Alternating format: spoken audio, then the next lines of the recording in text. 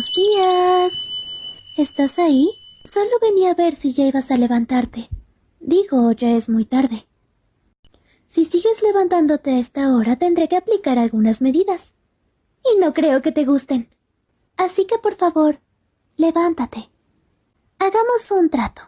Si toda la semana te levantas temprano, te dejaré dormir horas extra el fin de semana. ¿Qué esperas arriba?